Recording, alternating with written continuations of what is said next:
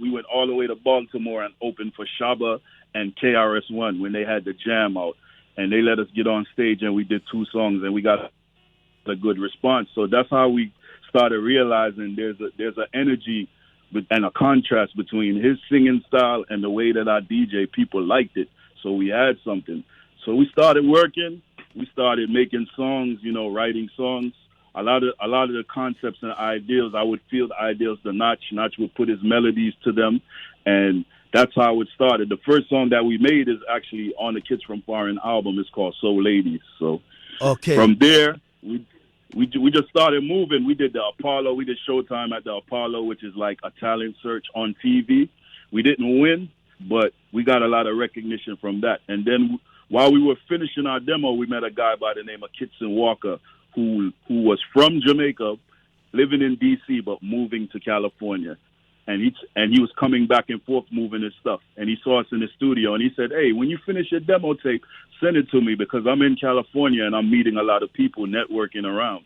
And he just so happened when we finished our demo had Soul Ladies, I think Sweet Honey, and maybe Peace or Boom Shaka Talk, like a demo of Boom Shaka Talk on there. Okay. And he gave it to a lady by the name of Leslie Cooney on Delicious Vinyl. And when she heard it, the rest is history. They gave us a chance. We put out Boom Shaka Talk. Boom Shaka Talk blew up quick, fast, like in months. Wow. People was like, who is Born Jamaicans? We want them here. We want them there. We want them there. And wow. I don't want to rate the interview because I got so much history in me. I could talk forever. So go ahead. I see. Edley, I want every piece of information for the people of Ghana to know you and know you well. But if I may know from you, why the name Born Jamaicans? So, for me, from my perspective of the name Born Jamaicans, Born Jamaicans it's just me encapsulating my heritage because it's like me calling myself Jamaican is a salute to the struggle that my grandmother went through from coming from Jamaica, coming to America, and having to work and clean toilets and do the things that she did. And then she ended up buying a restaurant and owning several restaurants and having a business, So that's the ascension of a Jamaican to America. I'm not born in Jamaica. I didn't grow up in Jamaica. I spent a lot of time in Jamaica.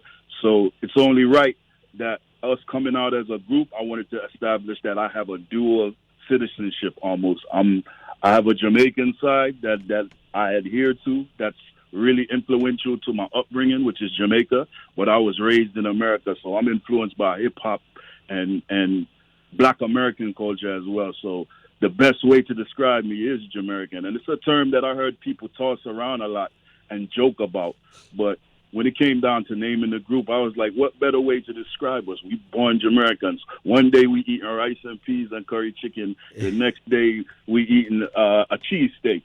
So it best, and our sound is Jamaican as well.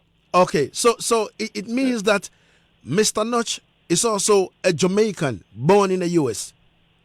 So Mr. Notch even has a more diverse background than me because he's from Connecticut. His mother is Puerto Rican and his father is Jamaican. His father used to play in a reggae band in D.C. called Premier International. Wow! So big up to his dad. Big up to Mr. Chubby.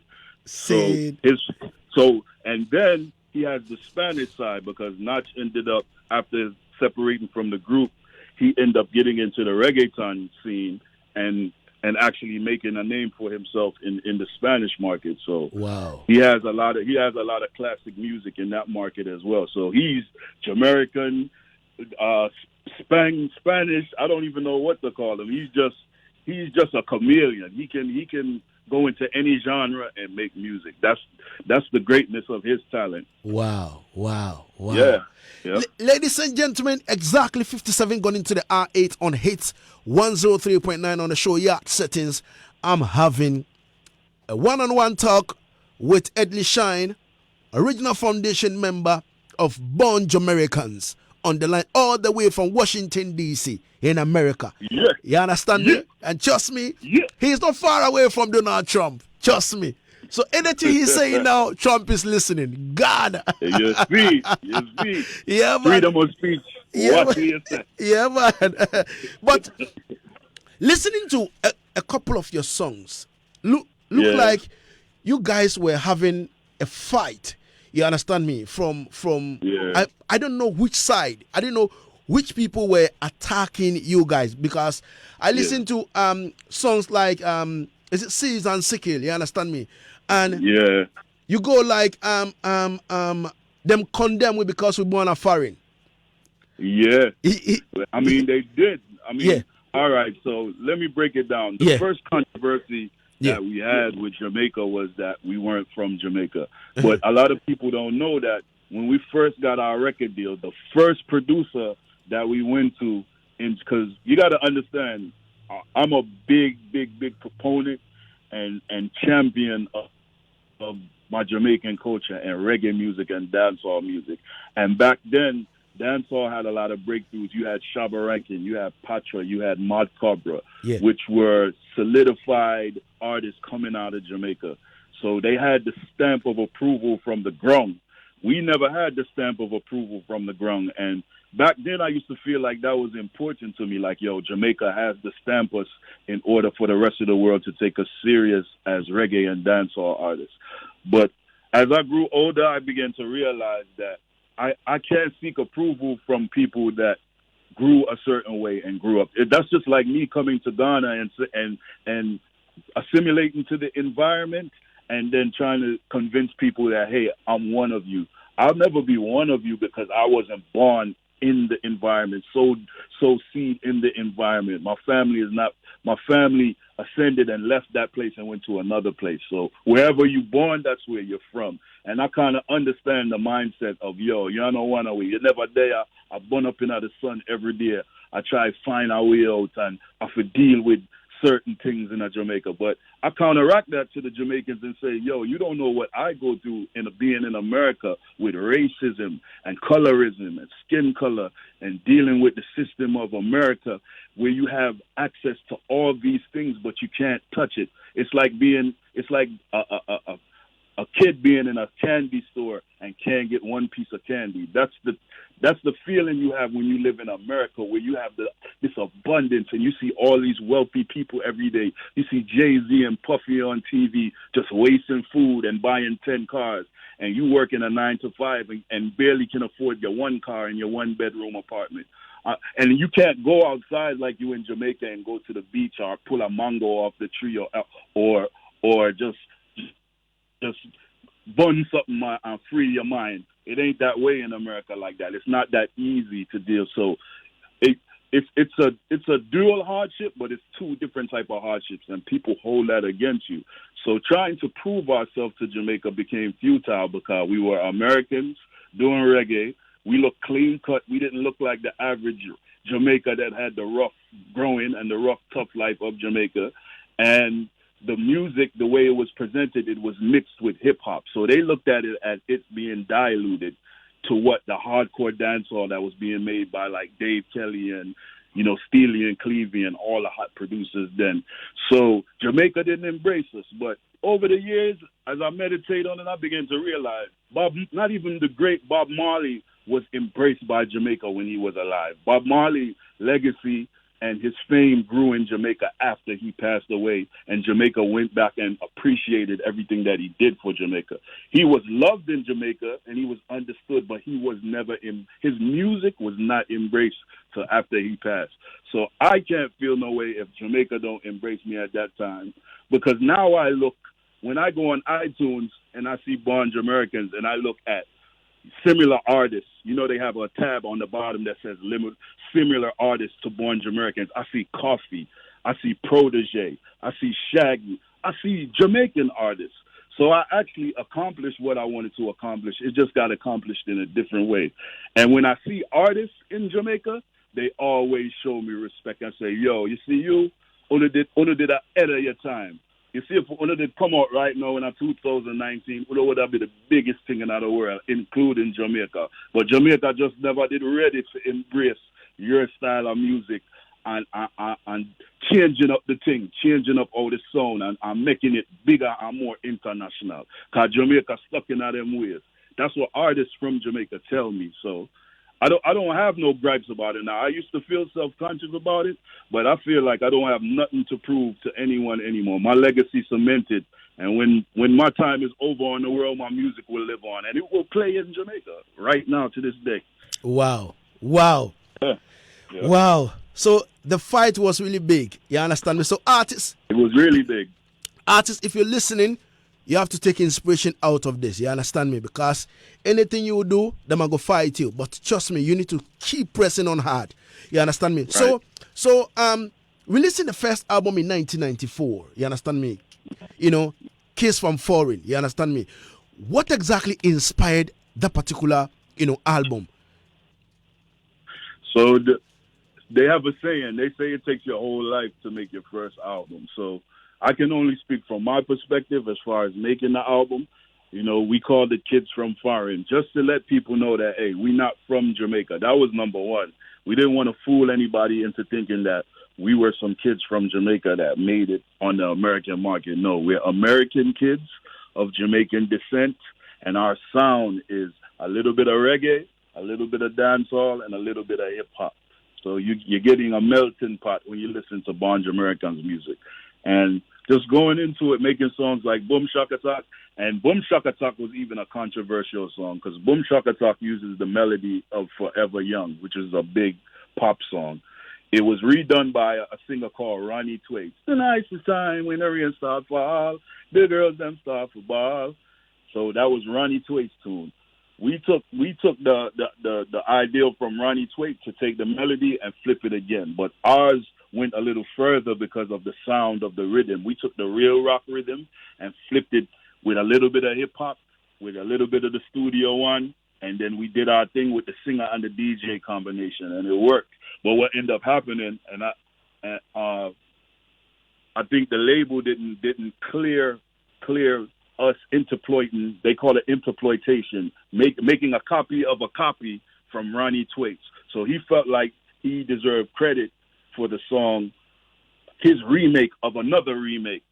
So it became a big controversy, and I remember Louise Bennett, who was a respected industry person in Jamaica, seeing us one day and say, "Yo, on a thief Ronnie Twaits song, yeah man, we have a sue Ono." And I was thinking, how can she say that we stole a song when he remade someone else's song? And then we remade his version of someone else's song, but we are the thief. So we ended up paying him for our interpretation of him copying somebody else, just to level vibes. Wow. And so that was our first controversy coming out, dealing with Jamaica and Jamaica's perception of what we were doing. But then so go ahead. I'm sorry. Let me try chip in this. Mm-hmm. How was it like in terms of royalties? If you want to sample or maybe take a hook or a melody from someone's song, how is it done? Mm-hmm. Do you in the 90s, do you contact the person or you just take it and later on go deal with the person?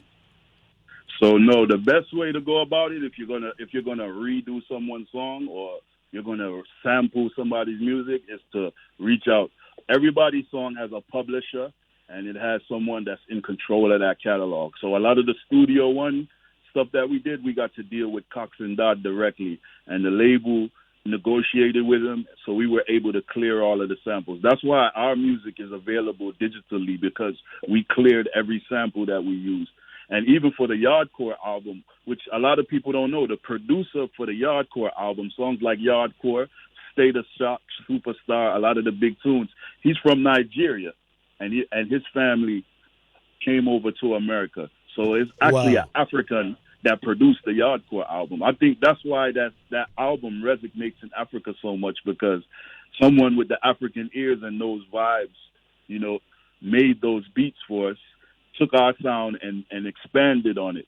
So we cleared all the samples, and we were always kind of business astute, because we had that business acumen growing up in our families and seeing businesses and going to good schools and focus. I was so focused on music and the mechanics of music business that I was prepared when it was time to deal with the music business and know what to look out for, even at that young age, because we were 17 and 18 at the time we were making Kids from Foreign in 94.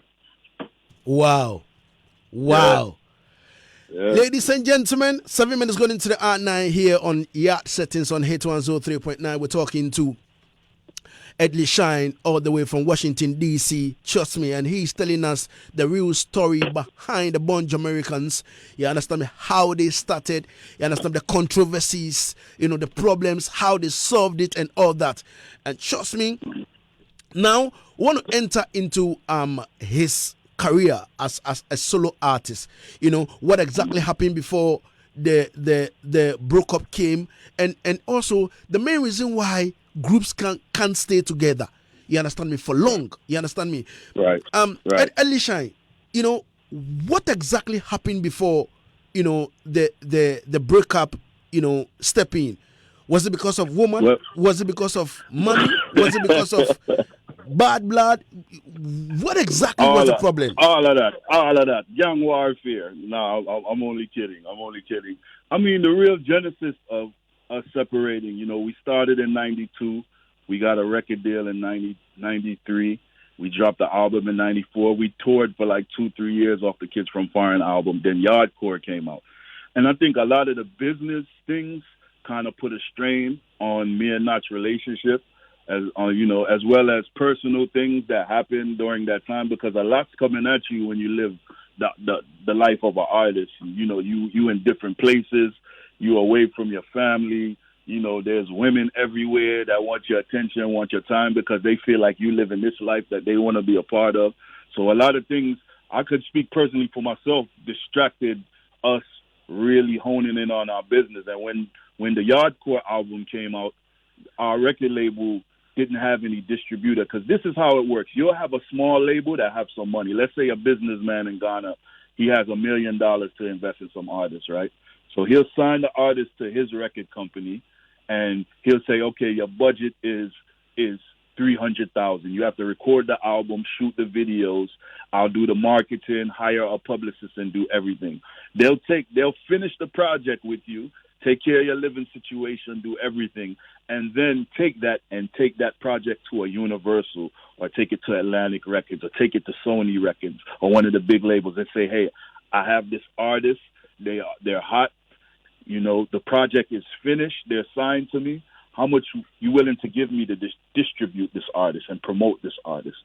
So that's the kind of business that the label was doing, which is a standard business practice for small labels at the time.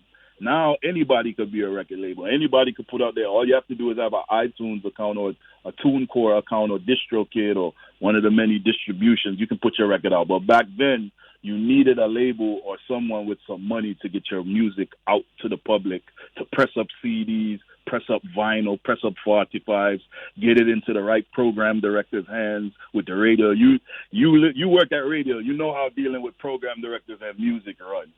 Yeah, man. We won't get into it, but you know how that goes. Yeah, man. So they had a deal with, I believe the first label was Island when we got there in 94. That severed. And then we moved to East West Records, which was part of Atlantic, and they were our promotion and our distribution.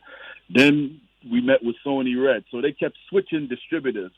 So it's like we had the product was hot and the people wanted it, but there was no trucks to drive the product to the store to get people to go buy. So we kept falling short of our goals. Every time we would put out a song, the public would react, people would love it, the radio people would love it, but the money to push it up to that next level and that next step, because we wasn't signed to one of the 5 major labels that had the actual budget there ready to go, per se, like a Shaba or a Patra, when their song caught fire, the big corporation was right there to make it look bigger than life and push them to gold and platinum and double platinum and triple platinum. There's a machine that makes no artist blows up organically from that time to now. If you see somebody on YouTube that has 1 billion views and they have Spotify streams and they're on all the big Afrobeats playlists, there is a transaction that is happening behind the scenes to make that artist be in those rooms. You don't just get in those rooms off of being talented and having a good record. It does not happen, never will, and you need that bucketive. And we didn't. we had a small bucketive, and we had people that believed in us. So I don't want to discredit the record company, but a lot of the business behind the scenes was shaky. And that ended up resulting strain in me and Mr. Notch relationship, as well as personal things. And, we had our last show was in Hawaii with Shaggy, of all the artists in the world, Shaggy, who actually, at that time, Shaggy looked at us and said, yo, I never really focused on you guys like that, but you guys have a formula. You guys have something that's different. The singing, I've made a lot of singing and DJing songs, but I've never seen the type of response and the type of reaction that you guys get. And I remember him vividly saying that to me. So we knew that we had something that was admirable and was a commodity, but we just couldn't keep it together. So Notch said that he wanted to go his way, and I'm the type of person, I'm not going to hold somebody in a situation that they don't want to be in, even if it's going to affect me financially and personally. I'd rather let you go and live your best life and live out your dreams and do what you want to do as a man. So we separated in 98, and he went off and had his own individual success, and I went to go face the world the way I'm facing the world right now. Yeah. I don't know. DJBabyAce says on the Legacy Sound International page on Facebook, watching us live in the studio, he says he's really educating. Love the reasoning. You understand me? God, right. Keep your questions coming in. And this one is coming from Jatabi, aka Mokin. Mokin is a veteran artist in Ghana, and trust me, in the 90s he was so big. In the 90s to the early 2000s, Mokin was so big. Right. He said the Apathy song healed my friend when one of our friends is having his birthday party in 1994. My friend is listening to you now. His name is Black Man. Black Man, big up yourself. You understand me? Big up, Black Man. Large up every time. Yeah, man. Yo. But just like it, man. Trust me. Kwame Edu Ampoma Ej. He says, King, I'm in tune, feeling the vibe, but I'm not really feeling well. Big up yourself. You understand me? May you be healed at once. King Apeja, big up yourself. You understand me? And keep on keeping healing spirit to the king, man. Healing spirit. Man. Straight. To the phone. Yeah, man. Straight. So you can also come in with your questions. This one is coming from Jeffrey Rahman Graphics. He's all the way from London. He said, you're born in America, and someone who has been to Jamaica now would describe the police system. All right, let me take it well. He said, you're born in America, and someone who born to Jamaican, how would you describe the police system in America towards black African people compared to what you see in Jamaica? And again, he said, do you think it's right? Reggae music is on platform like Spotify, but Jamaican reggae artists can't open an account in Jamaica. Right. So I'll answer the first part, then I'll answer the second part. The difference between policing in Jamaica and policing in America. In America, you have two things you have to deal with. You have to deal with the economical aspect of police dealing with black people on an economical level. Of course, when they're in the more economically astute areas, you get treated better. But in the ghettos and in the hoods, they treat you different. But then on top of that, what's different from Jamaica is Jamaica police, you don't have to deal with racism. The only thing you have to deal with in Jamaica is the financial state of what you are and how the police treat you. The better you are financially, the better they treat you in Jamaica. And this is something I'm telling you from my experience being there. When the police deal with you in Jamaica, it's a financial thing. When in America now, if I get pulled over in my car and it's a white officer, I have to be on my P's and Q's. I have to make sure my hands is on the steering wheel or where you can see my hands and don't make any sudden moves. Because I don't know where this white man is coming from and what he's about to do and why he's stopping me, and anything can happen. As you can plainly see, it happens time and time again, black people getting killed by police in America. So you have to deal with the racism and the economical part of policing in America, whereas in Jamaica, it's just total a financial thing. They don't have to deal with too much racism in Jamaica. It's there. You have the little colorism thing in Jamaica where they treat certain people certain way because of their color and certain way, but it's not as prominent as being in America and being a black man driving in America. And I drive a nice car, and when I drive past the police, I always have this little nerve in me that, yo, be careful, car. If that guy pull me over, anything could be anything. And black and white police do it. It ain't just the white police. Black police in America treat black people bad too. So the two of them, me not like police. All right.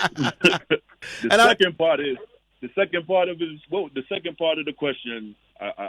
Refresh my memory. Yeah, he said, do you think it's right? Reggae music is on platforms like Spotify, but Jamaican reggae artists can't open an account in Jamaica. Right. And that goes back to the same thing I was telling you about the economical systems that's set up in Jamaica. Right now, it's hard for me to, if I wanted to send my family member $50 in Jamaica, you know, Western Union would give them such a hard time to get that just get $50 from them but they can't be mad at me because I can't send it to them. They have to be mad at Jamaican system because the people who try to go around the system made it hard. You know, they have a lot of things. They have a lot of scamming issues in Jamaica right now, and it caused the Western Union to, you know, ban a lot of people, lock us a lot of certain things off. So Jamaica has the institution and the mechanics to set up anything they want to set up. But, you know, when you have people in a certain financial space, you know, and they're trying to just make a mickle to a muckle and try to rub 2 pennies to make a nickel or a dime, anything can happen. So it causes corporations to not want to invest in that. You know, Jay-Z went to Jamaica and filmed the video and been around the Marleys, and the Marleys are part of the Tidal system. So it makes me wonder why Tidal is not in Jamaica. Why you can't use your Digicel credit, which is one of the biggest mobile industries in the Caribbean. Why you can't use Digicel credits for your iTunes accounts or your Tidal accounts or anything? Why nobody has thought to set that up yet? I don't know. Maybe they want to keep the music a certain way so it can be controlled. Who knows? I don't think it's fair. All right. So, graphics, you have been answered. You understand me? I'll come back with the questions again, but let's step into this. Exactly 20 minutes going into the R9. You understand me? And in some few minutes, we should be wrapping up. Now, Mr. Notch agreeing to go his way, and you agree to go your way. You understand me? Right. And then, what happened with you? The Edley Shine story. So what ended up happening with me, I was released from the record company because there was a time period that went by that nothing was happening as far as us recording or doing any shows or anything. And I had presented to the label an outline of what I would like to have to make a project, and the label looked at what the outline that I had, and they were like, yeah, we don't have the money to fund a project for you like of this magnitude. So I was like, okay, if you don't have the money to fund a project, the group is not together. So I'm going to stay in limbo till you guys figure out what you want to do with me. So they agreed to release. I said, you might as well release me. Then the next couple of days, I got my paperwork in the mail. You're released. After having 2 critically acclaimed albums that hit the Billboard charts, after so many singles that impacted, and it wasn't really our fault that they didn't perform to the pop music level that they wanted to perform, because if we would have had the right infrastructure behind those songs, you know, songs like Send My Love, songs like Cease and Circle, those probably would have been gold and platinum records if the infrastructure was there. But the infrastructure wasn't there to push those songs at radio and cross them over, you know, into a bigger plane. They were big songs in the Caribbean, big songs on the underground hip-hop market in America. We toured all of the cities in America. We got to come to Africa because of Mr. Kabunja, big up, rest R.I.P. We went to Kilimanjaro Club in Kenya and performed. We did a couple shows in London. You know, we never really even got to tour Europe like that. You know, the way that you would think. You would think that we've been to every country in Africa and did shows, or we've been to, you know, all through Europe, places like Sweden, places like Germany, that reggae is so big that our music is being played to this day over there. And I always hear the excuse by promoters, we didn't know where you guys were. We thought you guys disappeared off the earth. But if you Google my name or you Google the other member name, you would see we've been active the past 25 years. Same way, you'll find new music by me, you'll find new music by him, you'll find combinations with us, you'll see shows, because what ended up happening after 20-something years in 2015, a friend of mine, DJ Trini, called me up and said, hey, I have a promoter in Trinidad that's ready to pay whatever it is to get you guys back together on stage in Trinidad. And I was like, it's not going to happen, because I knew that Notch was already an established individual artist, and he wasn't really interested in getting back in the group because he was his own man at this time. He had his own thing. Why be attached to something and someone else when you got your own thing going that's taking care of you? So I said, yo, he knows Notch. I said, reach out to Notch. If he says yes, I'm with it, but I don't think he's going to say yes. And to my surprise, he said yes. And we ended up going to Trinidad and opening for Damian Marley. And it was, I think, when we went to Trinidad, it was like culture shock to people. Like, yo, I haven't heard these songs or seen these people in 20-something years. I was 3 years old when this song came out. These guys really alive, and they still sound the same, and they still jumping up on stage, and they're older now. So you never know where music is going to take you, and you really don't know what your legacy is going to be. You just have to live your life. And I've just been living my life, taking care of my family. I'm married now. I have a daughter, a beautiful 1-year-old daughter, so I'm just getting me youth. So I'm enjoying being a father and just living my life. And I'm always good at computers, so I have a career in computer technology as well. I actually just landed a contract with NASA here in D.C. with computer technology. So I always had something in my back pocket that could take care of me, because the music business is so fickle and everybody has moved on. You know, Jamaica had it at one time, hip-hop had it one time, but Africa got it now. Africa is controlling the music population right now. I don't even know if Ghana realized how much ground Africa has covered in the past 3 years. When I go out into clubs in America, everybody's an African now. White people, black people, Spanish people, they're listening to the Afro beats. And I'm just like, wow. Like, for a long time, Africa was in the shadows as far as pop America and black music. But now they finally getting the recognition, and those beats and those rhythms that I was hearing back in the day from Lucky Dube and, you know, Fete and all these African artists that I admired. Now the youth have found a way to infiltrate the American hip-hop market and make something of their own and represent Africa. So I'm proud of them for that. They taking over. They're killing it more than dancehall and anything else that's out right now. So I'm out to respect it. All right. So I've got some few messages over here. The artist Novelty is listening to us, and he said, big up YARDSETTINGZ and big up King Lagazi and Mr. Edley Shine, respect and manners. All right, so Aita Bingi says, King, you know, in the introduction, I was telling the people that yesterday we were holding a conversation, and then I was telling you sound like a Ghanaian, like your humility and all that sound like a Ghanaian, and you said that yes, of course, your last name is Spain, and as you trace it, you know, it go back to France and all that, and it has African in it, so you know you believe that you are an African, and then you are a Ghanaian, and then Aita Bingi is saying that King, he said his lineage is from Ghana. Is he planning to come to home to impact the vast knowledge he acquired over the years to our generation? All right, and then Kuta John Johnson says, YARDSETTINGZ, respect King Lagazi, greetings to Mr. Edley Shine. All right, Edward Ohinijang, aka Eddie Ranks, the owner of Nexus Sound. Matter of fact, he linked you up, and he sent me the email that, yo, listen, Lagazi, you have to link up Edley Shine. He said he is listening, and he said big up to Edley Shine as well. Agatha Sterling Ofosu says large up, and also Kuta John Johnson says YARDSETTINGZ first in. I love it. Azanto Rastafari says greetings, Killing Machine, King Lagazi. Please ask our guest, Mr. Edley Shine, that why is it that it's so hard for them to come and share their experience with us here in the music industry? Simi, because they the only benefit we get from them is just to enjoy the music. We want to be part of it business wise. Right.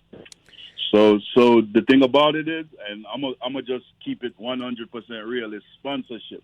The sponsorship to come over there and do what we do, because we both have families and we both have other things that we do in life. So, and a trip to Africa from here, it's going to take away from the things that we do from our day to day. But if we're going on a mission and the mission is scaled out and there is a sponsorship that's there that want to bring us there, I know me personally, Edley Shine, I would love to come to Ghana and take the trip and reconnect with my roots and spread as much knowledge as I can. So I'm open to come, but it's just to get the sponsorship to come over there and do that. So if any of the big dogs that's in Ghana want to bring me over, or you want to inquire about trying to bring the group over, we're open to listen to your solicitation and look it over. And if it meets our requirements, we're there. That's with any artist right now. This is our livelihood. As much as I've acquired other things that I could do with my life, music is my number one passion and my mission. My wife always say, music is what fuels you. It makes you get up and do all the other things that you have to do, because you do it so you can get back to your music and spreading the word. She keeps telling me that I need to become a consultant to young artists, which I would love to do if they would listen. A lot of young artists don't like listening to the elders because they like, you've been there, you've done that. That was back then. This is now. I'm going to go on Instagram, Twitter, and SoundCloud, and I'm going to blow up on my own. I don't need to listen to what you have to say. But there's levels to the music business. So do you want to be an F class? Or do you want to be a C class? Or do you want to be an A class? I've been in the A class. I've sat with everybody that you admire in reggae music, from Buju to Maxi Priest to, you name it. I've met them. I've had a conversation with them. I talked with them. I shared that musical, sacrament with them. So I have a lot of knowledge, and I want to spread it, and I just want to keep my name and my legacy out there as long as I can. And the only way I'm going to do that is to spread it to the youth. Wow. All right. Yeah. Oh God, exactly 29 gone into the hour here on Hits 103.9. And trust me, in wrapping up, I have a lot of questions, but I'm afraid I can't read them out. But I would like to find out from you, Edley Shine. If a promoter in Ghana wants to bring Born Jamaicans to Ghana for a show, how expensive are you guys? I mean, we're not cheap, but we're not expensive. I could explain it the easiest way. We look at the market and what our value is in the market. So, and this is something that I can acquire, not teaching me, is like, you look at the numbers of what you do in that market, and you place your value based upon that number in that market. So we know that us coming to Ghana or us going to any African country that listens to reggae music is going to be a big deal. It's going to draw a lot of attention if we come there as a group.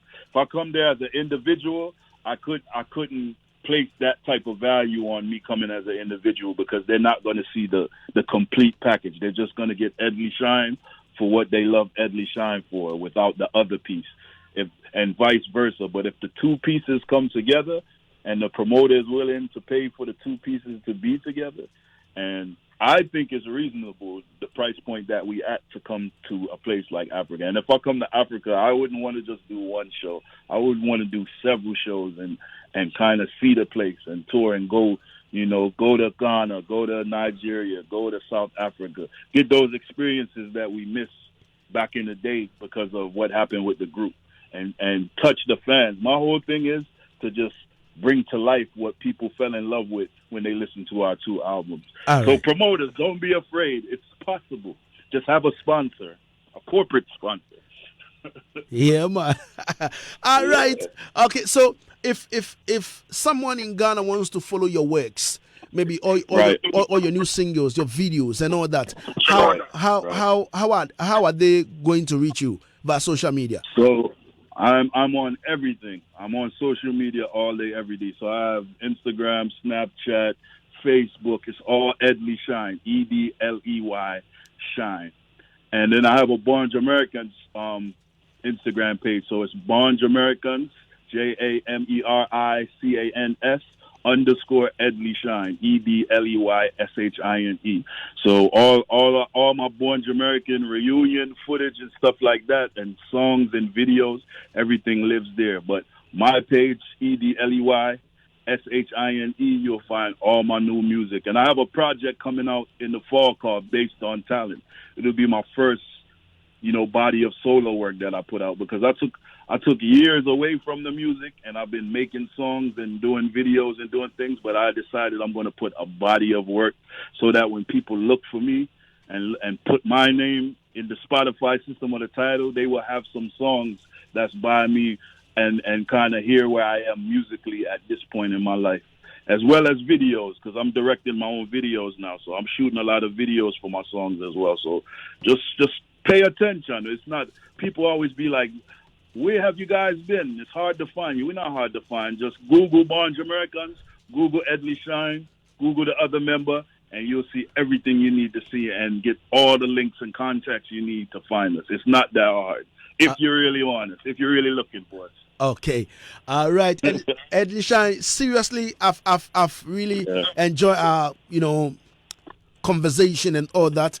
and I would like to say big thank you to you for your time and space and everything.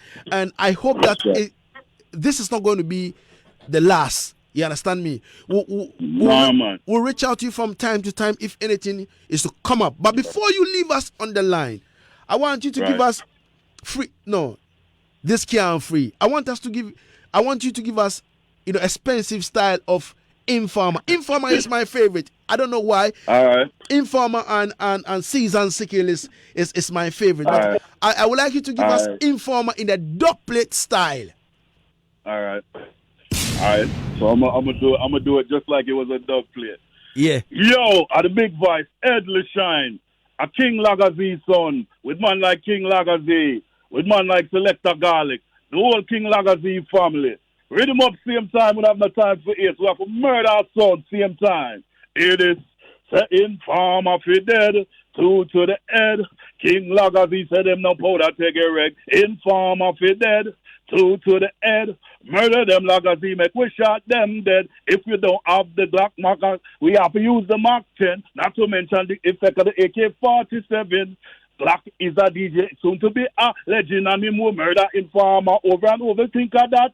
Seize and Seko, turn down the Keko. King Lagazi get out and now the kids them on them props. We say seize and Seko, turn down the Keko. King Lagazi they pan them up, easy non-stop. You don't know. Murdering sound, that's what we do.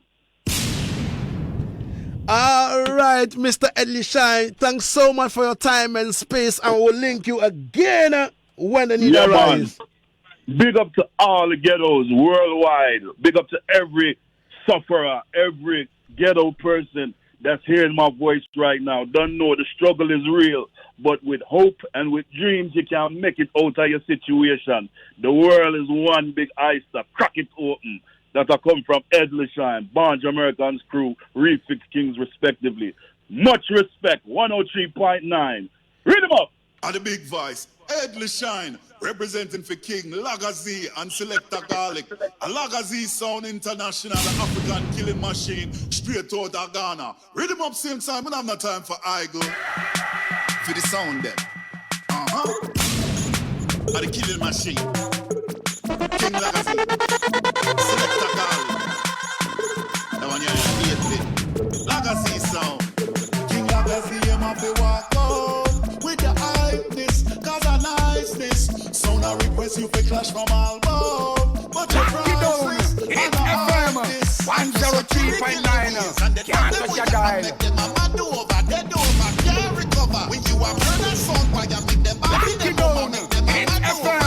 103.9. Can't touch your dial. Know where them word with them $1 billion dubs from them day of birth. With Gucci on them boot and linen on them shirt. Them at the sound them roll, Marco make them do them research. Whether I'm in our lane like a killing insane. I beat them with dub and make some boy I feel pain. Them a try counteract but them a juggle in a pain. When you clash dash like a seed, make your back book straight. And just your killy ways and the dub them with you have make them a mad over, dead over, can't recover. When you a murder son, why you make them out in them mama, make them a mad. So, yo, listen me. Yeah, man, a quick dubplate coming from Edley Shine of Born Jamaican's fame. You understand? Everything good in the place and everything is all right. You see me? Yeah, we said it and we've done it. You understand me? 37 gone into the hour. And trust me, in no time we'll step into the echo chamber. But trust me, let's go back to Solomon Island once again, you understand me, and show love and respect to all the people them on the Solomon Island, you understand me, south of the Pacific, to be specific, artists like Jaboy and all the crew, man like James Murray, big up yourself as well, you understand, yeah, this one, yeah.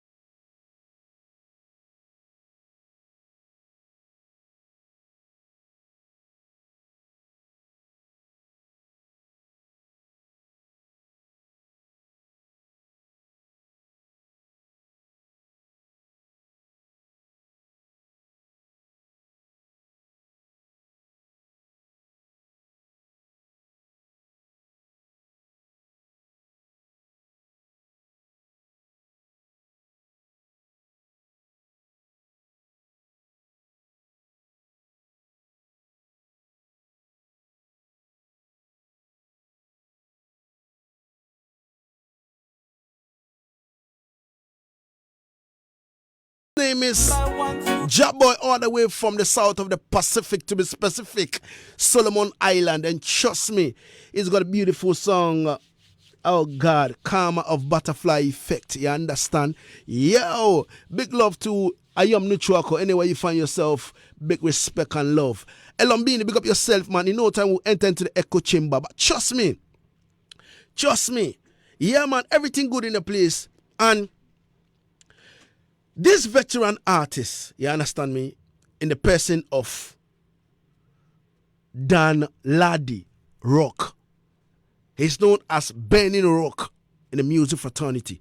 Now, recently he was in Ethiopia. He went to Seychelles, to shoot some videos and do some, great inquiries and all that.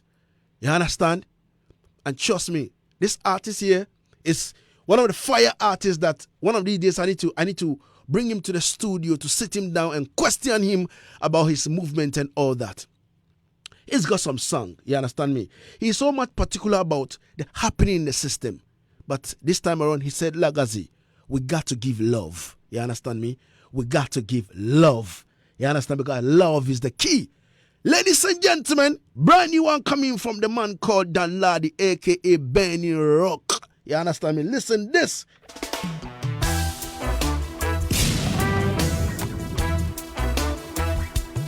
Are you ready?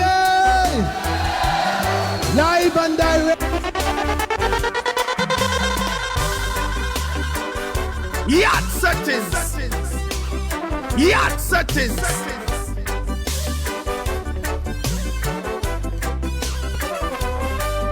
YARDSETTINGZ. Are you ready? Live and direct. Give it a little peace, give it a little chance to your sister. Give it a little love, give it a little chance. Give it a little space to your brother, man. Give it a little love, give it a little peace, give it a little chance to your sister.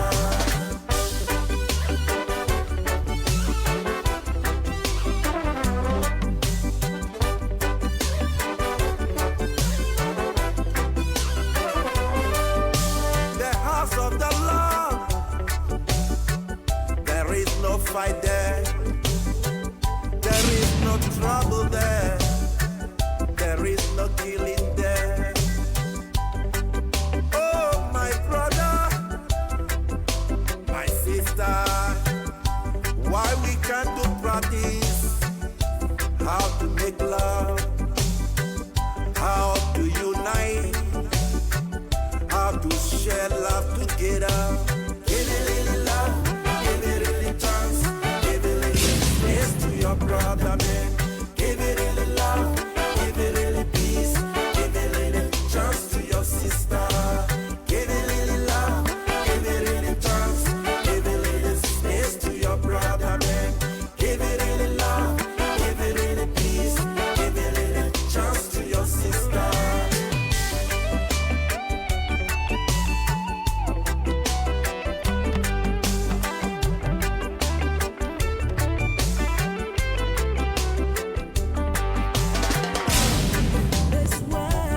YARDSETTINGZ. Are you ready?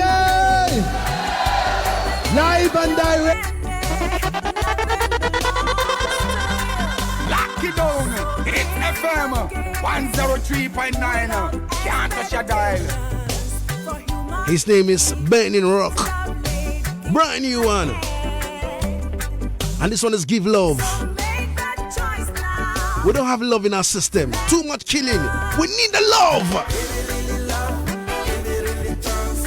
One big love to man like Bubune. Rastaman Bubune, big up yourself. Are you ready? Live and direct.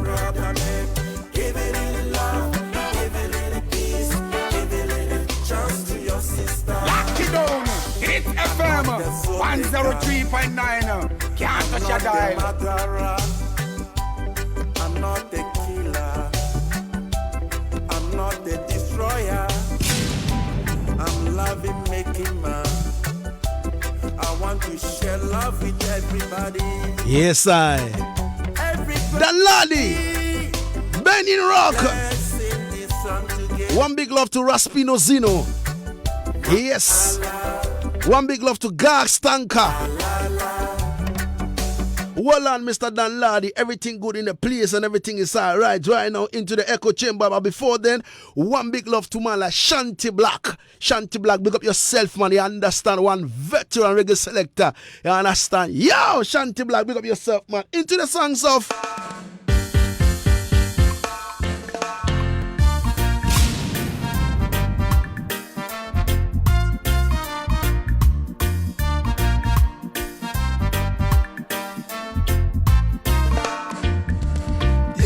Jaja enyenu egato atepre la vignewo de que crame la jale e fama pomo Lock it down. Hit FM 103.9. Can't touch your dial.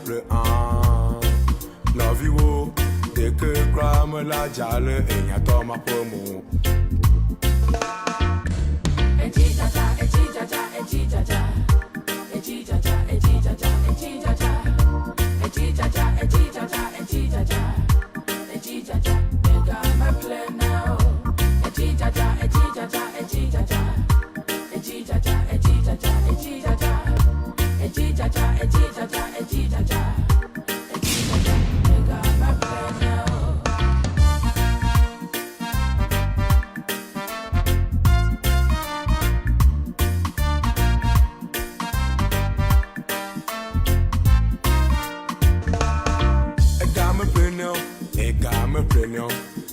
His name is Rasmuta Fire.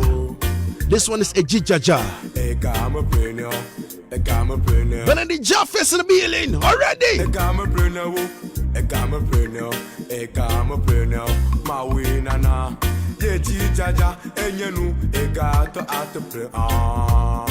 Novinho. Azancho Rastafari, me okay. Me okay. Ebenuka. Don't drink, pick up yourself, man. DJ Usher, free yourself. Pick up man like Bredash. Ejijaja.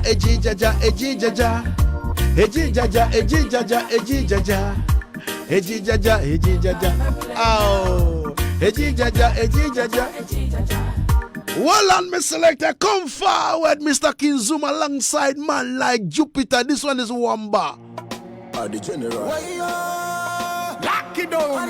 Hit FM 103.9. Can't touch your dial. Who don't know them are gonna believe me? Somebody go and tell them Wamba. Who don't know them are gonna believe me? Somebody go and tell them Wamba. Who don't know them are gonna believe me? Somebody go and tell them Wamba. Who don't know them are gonna believe me? Somebody go and tell them. Na mini bana moko beating me. Na mo kele chi man chende ke ka chong me. E pecho fani mala me fele sete. Don't every bad mind. Fear no to pay. Boy says ko wasu. Ko wado na balaba. Boy says ko wasu. Ko wado na balaba. Lock it down. Hit FM 103.9. Can't touch your dial. Tell them other brother we not enough and full. Oh, they see Batman full of tank up. Tank up. Who don't know them are gonna believe me? Somebody go and tell them. YARDSETTINGZ. Somebody go and tell them. Are you ready? Live and direct. Who don't know them are gonna believe me? Somebody go and tell them. We keep it real, we beat them bad.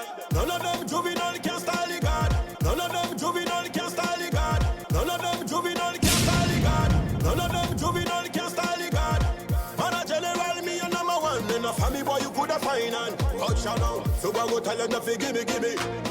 Bobby heard body no see me. Tabada follow make a shimmy. Say the boy violate and no see Jimmy. Everything no really Batman I love chat. When you run with the general a gunshot, zoom. And the general a hit back, bring back. Hey boy, pull up, select that. Who don't know them are gonna believe me? Somebody go and tell them Wamba. Who don't know them are gonna believe me? Somebody go and tell them Wamba. Who don't know them are gonna believe me? Somebody go and tell them Wamba. Who don't know them are gonna believe me? Somebody go and tell them. Tell we they are we no friend and no kill you, boy. So we come and bully everybody. Anytime we me no look in my face. It bull them busy, turn on everybody. Say them bad. Config one boss out and in Tonto. Choppy boss a blank and empty Congo. From Ghana up to the Congo. Assassin everybody come here for Songo. Agbelemi. Wamba. Agbelebe. His name is King Zoom. Yeah, we have Benedict Jaffe in the place. Jaffe, what you say, man? Oh, no, them are gonna Wamba. Somebody go and tell him Wamba. Big tune, you know what I mean? I love the introduction, you know what I mean? Yeah. Big song, big song, you know. And man. Jupiter never did disappointed, you know. No. Jupiter stepping very hard, you understand me? Yeah. Princess Kenzie. Him say Yacht Settings, King Lagaze, more fire. Okay, and cool, you understand me? Within up, within top. I that them for know, you understand? Yeah, man, everything good in the place. You know, Yacht Settings bring you all the exclusives when they come to reggae and dance. You understand? Kwame Edu and Pomeje, big up yourself. Big up man like Elombini, you understand? Elombini, anywhere you're there, me say large up. Oh no, you understand? Yeah, man, everything good in the place. Yo, Jarface, what you say, man? Yeah, you know what I mean? In this particular song, you know, Jupiter did mention that, you know, is the number one. And there have been constant talks that Jupiter is talented. That for a fact. Yeah. But he's lazy. They say Jupiter is talented, but he's very talented. But he's lazy. But he's a very lazy artist. Lazy artist in terms of what? In terms of works. Yeah. Song release, shows playing, you know what I mean? And everything to do about show business. You know, his career, yes. Okay. Yeah. What I just heard in this song that he says is the number one, you know. So my memory just, you know, got me back to that statement. Okay. I've been seeing, I don't know whether you've come across it yet, but I've been seeing statements like that constantly saying that Jupiter is talented, but he's very lazy. Yes. I don't know whether you've come across it before, though. Yeah. But that is what me personally have been seeing on the internet. Okay. Yeah, man. Yeah, man. Sometimes. And I try to put it out, you know, people commented, I try to put it out on social media so people can bring their views and, you know, I could say majority says that, you indeed is lazy. Seriously, for me, I want to stay away from the insult now, you understand? Because these people who started following reggae music, dance from 2013. Yeah, from not 2016. You understand? 16, you know them thing there. They will step in and throw all kind of insult and all. You know, funny enough, they are the most talkative. Yeah, you understand me? So sometimes I love to stay, you know, like be the underdog type, you understand me? Yeah. And just look at certain things now, you understand me? Yeah. Looking at my age now, and the experience and what I've done for the industry and all that. Yeah. Sometimes I feel like, I want to concentrate more on my fish farming, you know what I mean? Like I see, we'll come back to that when we are dealing with the Logic and Stonebwoy issue. And I'll bring you into the picture. Okay. I will say something. All right. So let's continue with, let's start with Raskuku. Yeah. You know, Raskuku unveils album cover for his Kuntun Kununku, aka the heaviest reggae album. Yeah, Kuntun Kununku, the heaviest. Yes. And one thing I've noticed was that the album cover came out without Sabamine Entertainment logo. Chala, another serious issue. I was very, very critical about that. Yeah, like you really opened your eye. Like I said I use 3D glasses. Yeah, man. Yeah, I don't know if you man. 3D glasses. That was what I used. And to my utmost surprise, you know, I didn't get to see Sabamine Entertainment logo on the album cover. It's only Pum music over there. You understand me? So, you know what I mean? Biggest boss, you know, Raskuku, you know, yeah, man. We have to get them to answer some questions, you know, like I say. You know, when he was unveiled by Sabamine Entertainment, we had them on this very platform, you know, we questioned them about, you know, how the contract, what it entails and everything, you know, and like I say, you were there at the unveiling, and then after the unveiling, Raskuku was here, this very platform, and we questioned him about the contract, you know what I mean? The contract. The contract.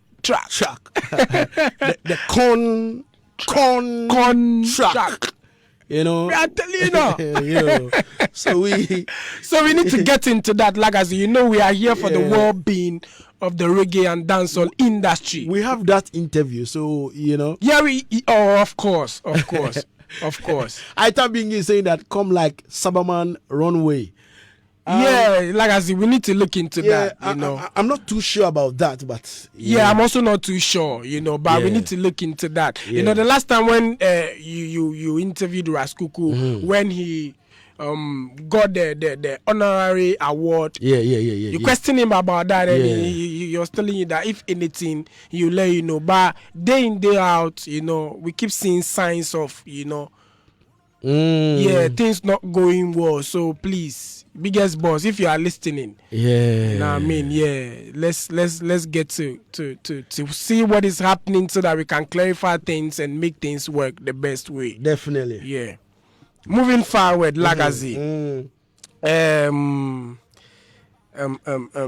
Moving forward. No backward. Collaboration with ex-convict Buju Banton won't affect my brand negatively. Stoneboy. That is what Stoneboy put out, saying that his he got the chance to meet with Buju, and then there's a possible collaboration coming out. So he was questioned about that if Buju has been to jail for 10 years, his drug-related issues, blah, blah, blah. So he was questioning if that was going to have a negative effect collaborating with Buju. And he had to say that none at all. So, so let's see how it goes, like I say. Yeah, definitely. Let's see how it goes, But I would love Stoneboy, Grams Morgan, and Buju on a record. Yeah, it would be so lovely and very beautiful. Definitely. Kim. Yeah.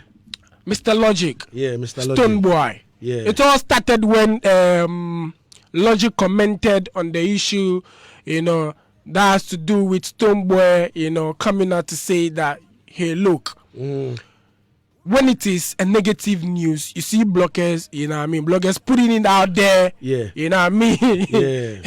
putting it out there freely.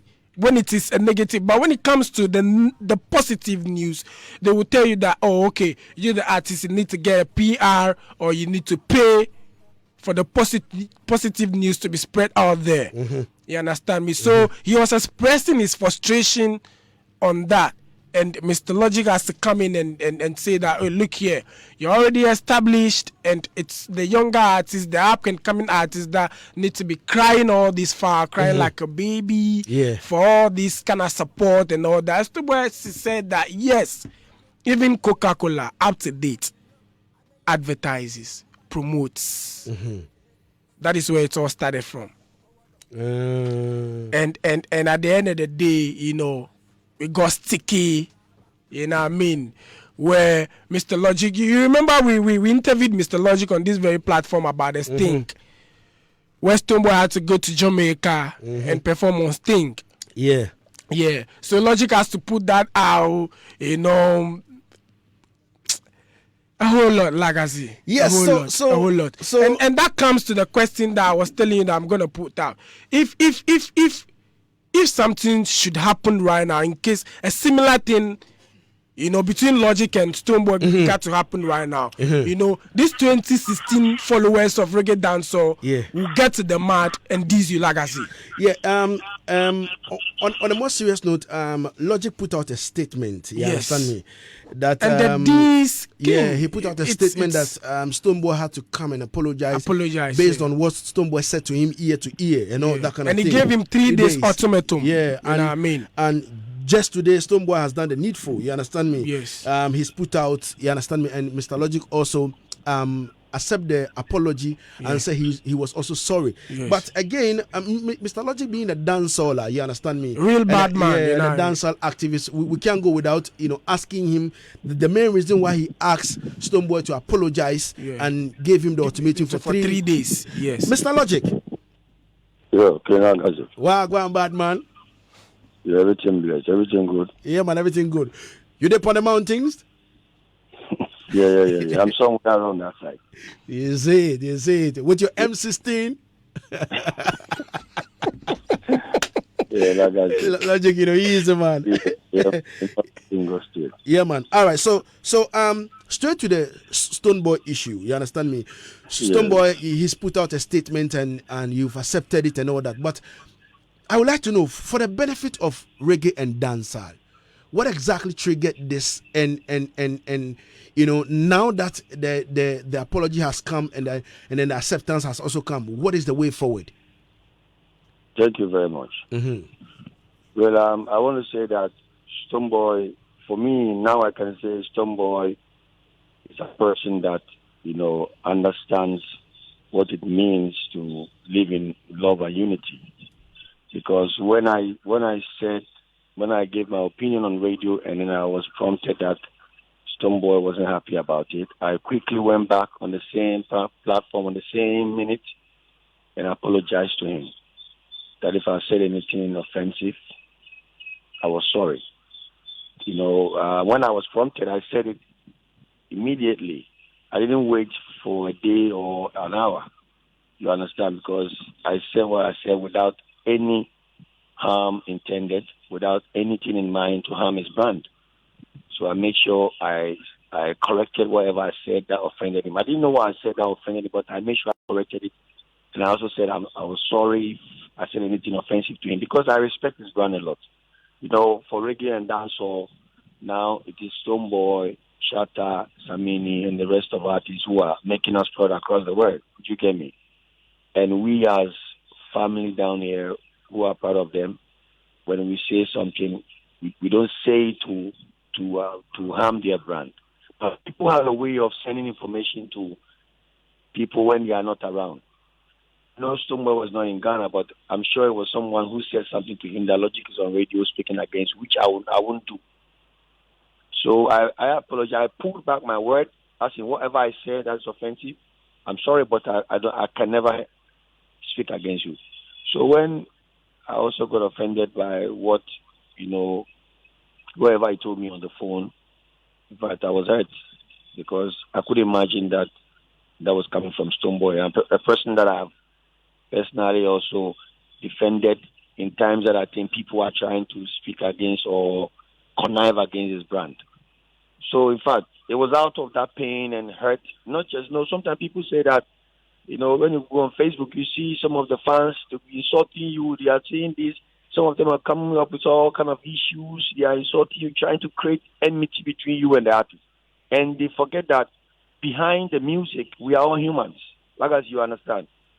Even though we have to take some of these industry issues, we are humans. Yeah. And when we don't intend to hurt others and we are hurt, we feel it. Yeah. We feel it. So I just made a post prompting Stonebwoy that what made me hurt was not what he tweeted. That was a phone conversation. Was a phone conversation between me and him. Do you get me? So, what actually did he say? Did he say on the phone that got you so pissed, and then you had to go out and say he has to apologize to you within 3 days? I wasn't pissed. I was hurt. Okay. I'm using the word hurt. Yeah. Pissed is when I was angry. Okay. Hurt is, I was. It was unexpected. I didn't expect that. Do you get me? Mm-hmm. Well, I wouldn't want to go into the details, but the most important thing is, just as you said, Stonebwoy did the needful. It means that at that moment he acted on anger or he wasn't happy about something also. Yeah. You understand? Yeah. Then he spilled out. Yeah. But then on his normal cool day, he realized that, no, Logic is my man. Definitely. My big brother, and I shouldn't say this to him. Definitely. I wouldn't want to go into what he said, but once he has been able to acknowledge that what I'm asking for is deserving. Definitely. And he has rendered an apology to me. I've also accepted it in good faith. And I want all his fans to know that Mr. Logic don't hate Stonebwoy. I can never hate Stonebwoy, and I will not hate him. Okay. I'm proud of him for what he has done. I wouldn't want to go into details, like as you know. This is radio. People will misquote you. Definitely. I wouldn't want to go into the details. The most important thing is that Stonebwoy has done the needful. He has earned my respect 100% again. Definitely. Yes. All right. That's what's important now. Okay, Mr. Logic. Yes. Mr. Logic, we'd like to say thank you so much for your time and space. But if anything again should come up, I'll get back to you. Yeah. Definitely. And I want to tell Stonebwoy fans and all reggae dancehall fans that we shouldn't hate ourselves. When something come up, since Stonebwoy rendered me the love apology and I also accepted it, some of the fans are saying are kind of the other side are insulting the other side. Now you see Logic and Stonebwoy have solved. Anytime there's an issue, they should take their time and give the issue some time. Definitely. And see if it will resolve before they jump into insult. When you do that, you put your artist in the middle. Definitely. And when the artist and the person solves the problem, then it will look as if your artists have bowed out. Definitely. Stonebwoy didn't bow out. He didn't bow by rendering apology. It is an honorable thing to do. Just as you get me? So the fans should not be disappointed that Stonebwoy understood the need to do that. They should rather be proud of him. Okay. Because it means that he's really mannerful. All you know, so thank you very much, Lagazi, for the opportunity and bless up to all the fans also. All right, respect, Mr. Logic. Bless up. Yeah. All right. So Jafface, that was Mr. Logic. Yeah. And before we wrap it up on this Stonebwoy issue, Stonebwoy also went to Jamaica. You know the other day I wrote something about reggae being African and not Jamaican. Yes. And even Tell the World also confirmed it in the studio, and Stonebwoy also confirmed this in Jamaica when he was on Stone Love Sound. Listen to what Stonebwoy had to say. Yeah, you don't know the thing about me, name Stonebwoy. Original Ghana and the original Ghana born. You don't know the thing about Accra, so that's why we go find the African link. Bro, I want to know what I'm going to know is that. You see reggae music, dancehall music, and everything we are going in here. Originated from the motherland, so we are representing, and right now the link connect, and the thing go bigger than ever. So he said, reggae dancehall, everything which is happening over here, reggae and dancehall, and everything which is happening over here, so originated from the motherland. Like I said, this is simple arithmetics. Yo, so me don't know why I don't want to go on this. Yeah, you know, choosing Black Rasta is the man where come up with history and can go down and read dead people history and come tell us and all that. Yeah. Me all vibe with Black Rasta, me show him say, yo, Natty, I need to give you an assignment on this. Yeah. I have my own research already, but you say I'm not that person that come on, you understand me, radio and come tell history and all them thing there. Yeah. You have to deal with it for the people them to know it. Yeah. So Black Rasta say, I go do the needful. All right. So big up to Black Rasta on accepting to do that for us. So we are going to wait upon him. Definitely. Yeah. Big up to Lady Ann all the way from America. But you are going well on to your own, like I say. Yeah. You are going well on to your own until it come out. Yeah, until it come out. Yes. So wrapping up. So wrapping up. Like I say, a very quick one, you know. Yeah. Please, I love all the fans, you know. Yeah. Without the fans, there is no artist. You understand me? But please, the fanatism is getting out of hand. Like I say, you see this issue right now. It was really blown out of proportion, and from nowhere, Stonebwoy had to come out to show manners to Logic. The fans, please be fans and don't be fanatics. Please, definitely. I beg you. Definitely.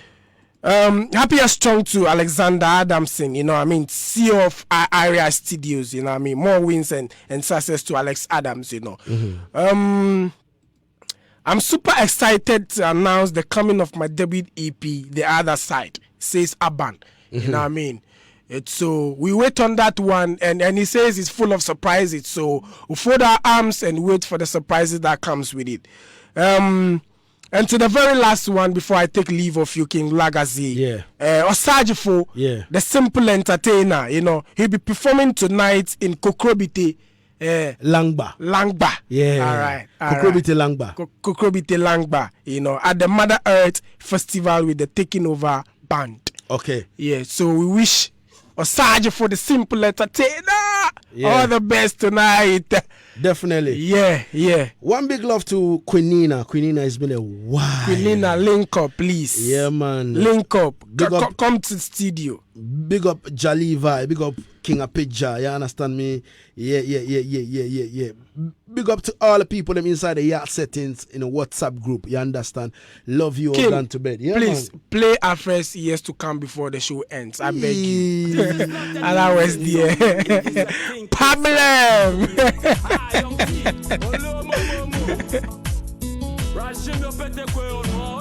It's white, yeah.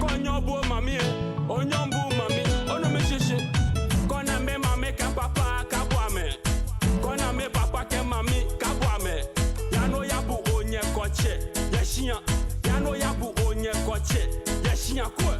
Kona me mame ke papa kabwame. Kona me papa ke mami kabwame. Yano yabu onye koche. Eshinya. Yano yabu onye koche. Ocho mami aye no bacho mami ma. Ocho papa aye no bacho. This applies to all the pastors trying hard to turn families against families. You understand? So please, this is a strong message to you all. Coming from Ras Jimmy Opetekwe, Dansuman, last stop area.